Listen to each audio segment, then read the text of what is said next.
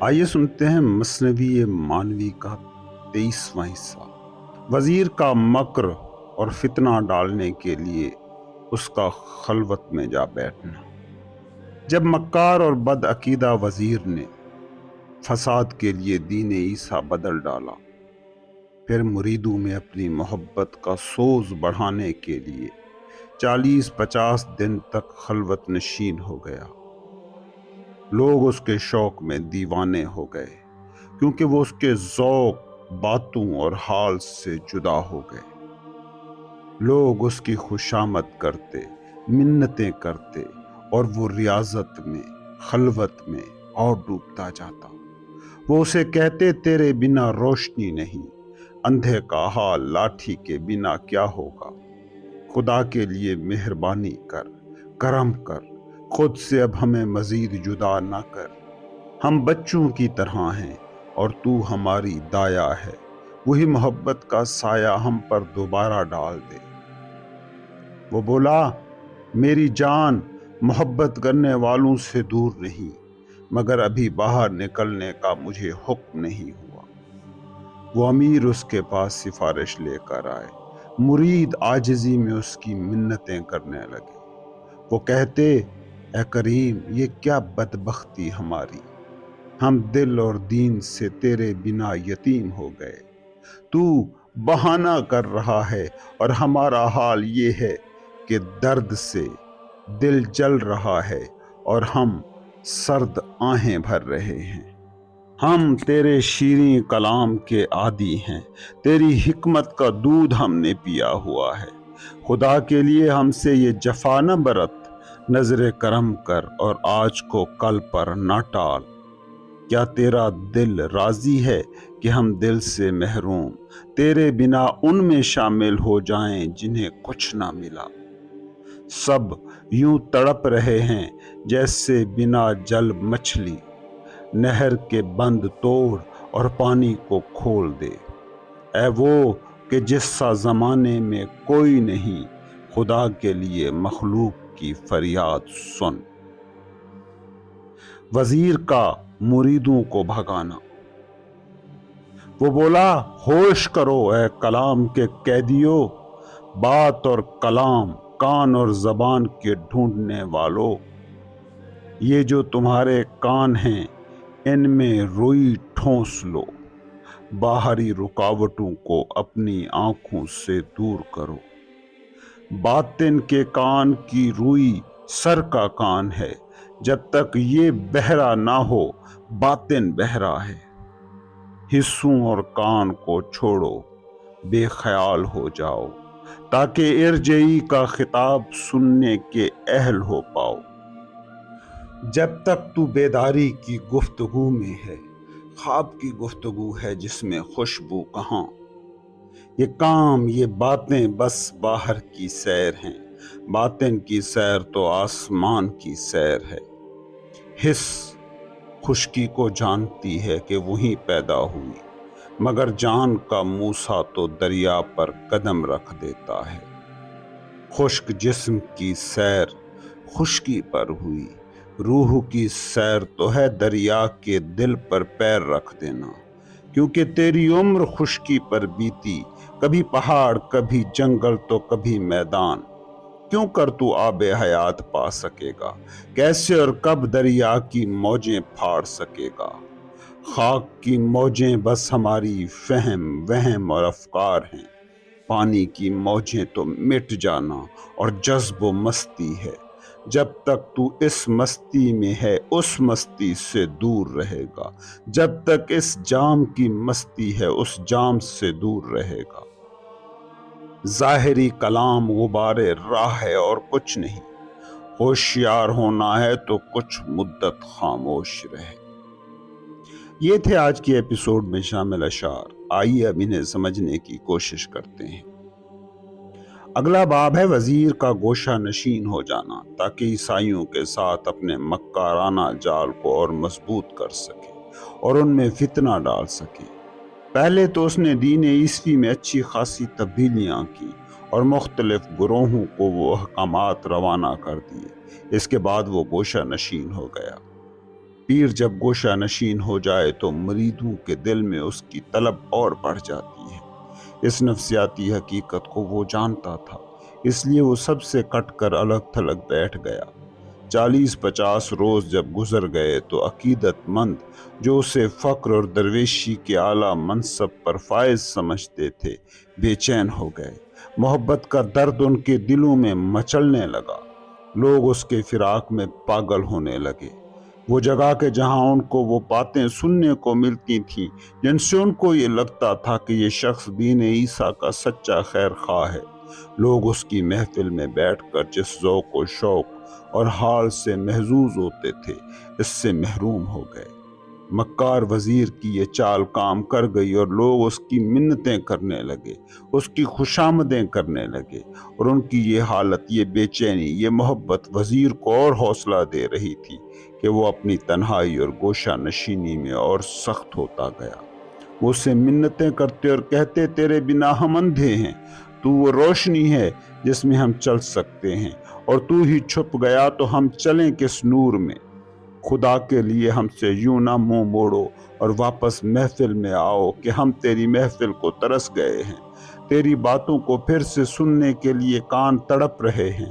ہم وہ بچے ہیں کہ جنہیں دایا کی ضرورت ہے تاکہ ہم دوبارہ جنم لے سکیں، تیرے نور کی روشنی میں نیا روپ بھر سکیں، نیا جنم بھر سکیں۔ مکار وزیر یہ باتیں سنتا اور اپنی حرکتوں کو الہامی حکم کی اطاعت ثابت کرنے کے لیے انہیں کہتا، دیکھو میرا تم سے روحانی رشتہ ہے، اور روح کسی خاص جسم کی قیدی نہیں۔ میری روح تم لوگوں سے دور نہیں ہے، مگر ابھی خدا کی طرف سے حکم نہیں ملا کہ میں باہر نکلوں اور خلوت ترک کر کے محفلیں آباد کروں۔ سارے فرقوں کے امیر اس کی منتیں کرنے گئے، سارے مرید اس کے ترلے کرتے رہے۔ وہ منتیں کرتے اور کہتے کہ ہم تیرے بن یتیم ہیں، تجھ سے اور تیری باتوں سے دل کو جو سکون ملتا تھا ہم اس سے محروم ہو گئے ہیں، تیری زبان دین کی جو تفہیمات کرتی تھی اس لذت سے ہم محروم ہو گئے ہیں۔ تو اپنے بہانے کر رہا ہے مگر ہمارا دل جل رہا ہے، ہم تیری جدائی میں عاشق نامراد کی طرح آہیں بھر رہے ہیں۔ دیکھ، پہلے تو نے اپنی میٹھی باتوں کے جادو میں جکڑا، تیری حکمت کی شراب کے ہم عادی ہو گئے، اور اب تو نے منہ موڑ لیا ہے۔ اس لیے تو مہربانی کر اپنی تنہائی کا یہ روزہ توڑ اور ہم سے بات کر، ہم سے مل۔ اب ہی تو ہمیں کچھ مل رہا تھا، اب ہی تو ہم زندگی کے راز پانے کے قریب ہو رہے تھے، اور تو یہ کر رہا ہے۔ کیا تو چاہتا ہے کہ ہم بھی ان لوگوں جیسے رہیں جنہیں راز زندگی کبھی مل نہ سکا؟ سارے مرید، مقلد اور عقیدت مند مکار وزیر کے داؤ پیچ میں پھنس چکے تھے۔ اس کی یہ حرکتیں انہیں اور بھی قائل کر رہی تھیں کہ یہ سچا راہبر اور مرشد ہے۔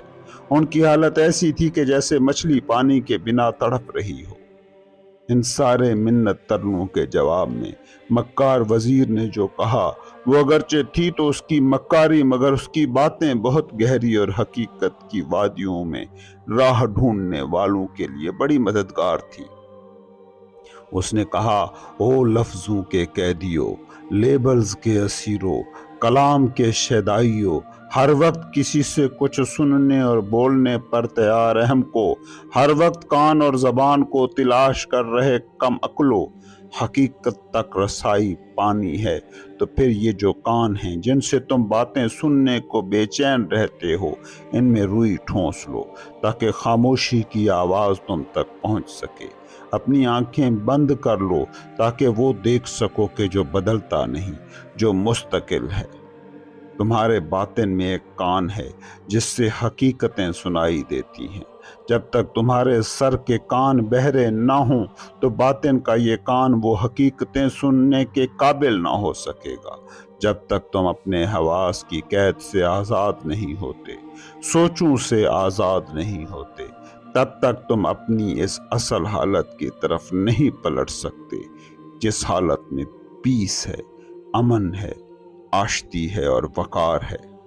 دیکھو، تم جب دنیا میں آتے ہو، سوچوں اور سینس ڈیٹا سے آزاد ہوتے ہو، تب تم زندگی کامل ہوتے ہو، کسی سوچ اور تھاٹ کی قید میں بے چین نہیں ہوتے۔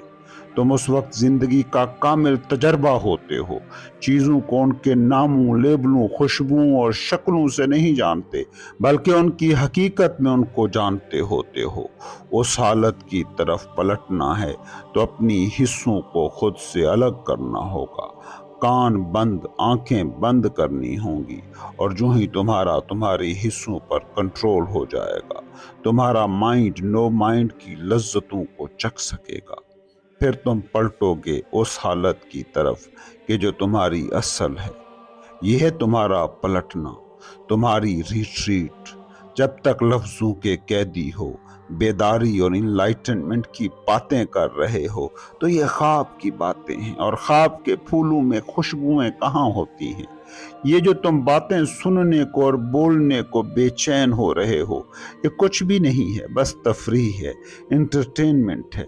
इससे तुम हकीकत के आसमान में उड़ने वाले परिंदे न बन सकोगे। उस आसमान की सैर करनी है तो फिर तुम्हें अपने बातिन में उतरना होगा, अपने हवास से खुद को काटना होगा, माइंड को नो माइंड की हालत तक लाना होगा। देखो, ये हवास, ये सेंस डेटा तो खुश्की को जानता है कि वही पैदा हुआ है, मगर रूह का मूसा तो हकीकतों की दुनिया में उतरता है तब जब वो दरिया पर कदम रख देता है। हवास की कैद है तो हवास बेआब हो गया, मुर्दा सहराओं की सैर है, एक तफरीह और कुछ नहीं। जिंदगी और रूह की सैर है दरिया के दिल पर पैर रख देना। हवास से आजाद होना होगा, मगर तुम लोगों ने हमेशा जिंदगी को इसी एक रंग से ही देखा है, हवास से। तुम हमेशा दश्त के मुसाफिर रहे हो, खुशकियों को ही हमेशा जाना है। हवास से ही सब जाना, सोचा, बोला और सुना है।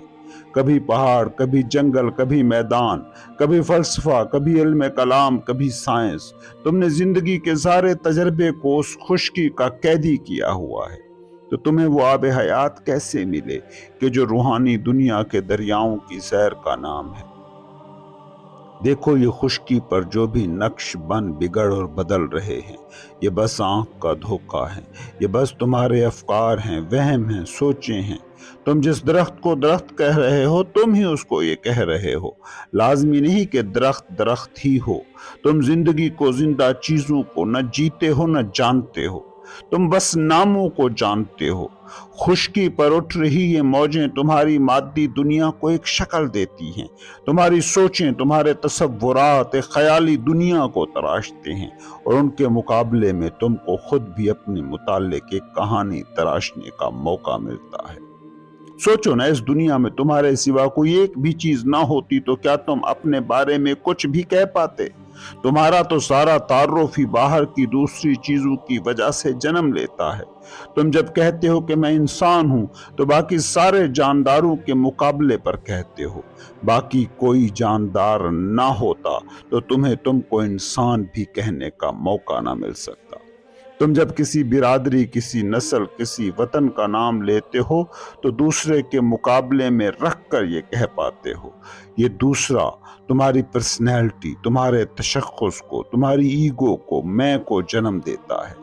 इन दूसरी चीजों के मुकाबले में तुम्हारे दिमाग को ये सहारा मिलता है कि तुम हो। खुश्की की ये लहरें ना होने के बावजूद भी कितनी अहम हो जाती हैं कि तुम बस यही स्टोरी रह जाते हो, अना रह जाते हो। दूसरी तरफ पानी की लहरें हैं कि जहां कोई नक्श बनता नहीं और फौरन मिट जाता है, मगर वो लहरें असली हैं। वहां अगर तुम हो तो फिर ही कुछ तुम हो। खुश्की की लहरें तुम्हारी मैं को तराशती रहती हैं, मगर समंदर की लहरें तुम्हें हरदम मिटाती रहती हैं। तुम्हारी मैं को तोड़ती रहती हैं, ये तुम्हें मिटाती हैं ताकि तुम कोई कहानी न रह जाओ, हकीकत हो सको। किसी जिस्म, किसी जहन के साथ खुद को एक करके मिटने वाली सादा मखलूक न बन जाना, बल्कि हर पल नया रूप बदल रही वो हकीकत हो जाना जिस पर मौत हराम है, जो कभी वजूद में नहीं आई, जो कभी मिटती नहीं। देखो, तुम शानदार महल भी बन जाओ तो भी उस महल की किस्मत है एक दिन खंडर हो जाना। लेकिन वो महल जिस खला को घेर कर खड़ा है, अगर तुम वो हो गए हो तो कभी मिटना तुम पर बीतेगा ही नहीं, मौत तुमको छुएगी ही नहीं।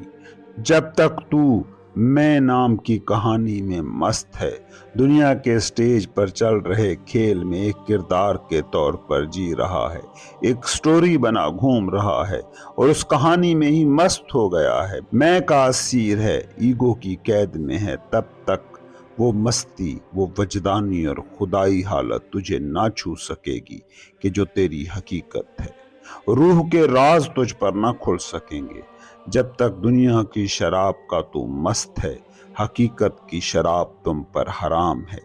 ये जाहिर का बोलना सब, ये लफ्ज, ये लेबल, ये बस रास्ते की खाक हैं।